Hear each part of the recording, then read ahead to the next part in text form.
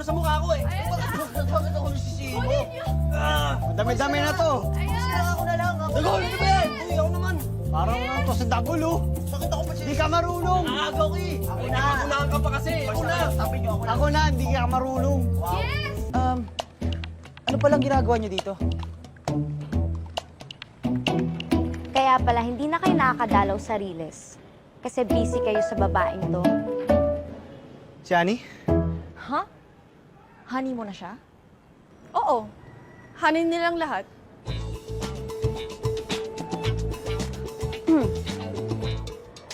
Teka, matanong ko lang. Dito din ba siya nakatira? Oo.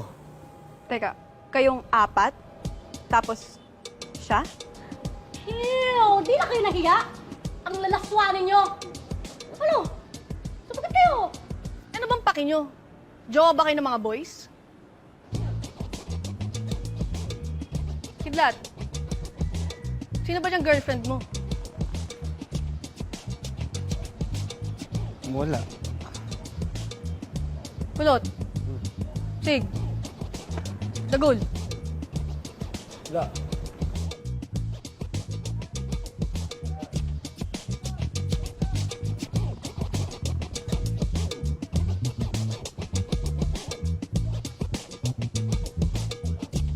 Siguro kaya kayo affected sa akin kasi may mga gusto kayo sa mga boys, no? Wow! Tino? Yak. Bakit naman kami may insecure sa'yo?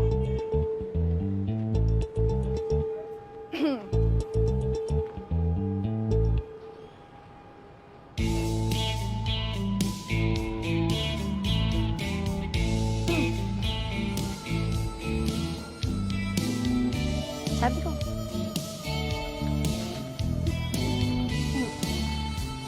Teka, baka meron kayong kung anong iniisip.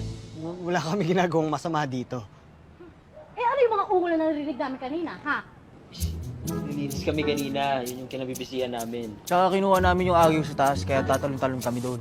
Eh, ano bang naisip yung ginagawa namin? Pero, ba't siya nakatira dito sa inyo? Pinoprotektahan namin siya. Saan? Eh, basta saka na lang namin papaliwanag sa inyo.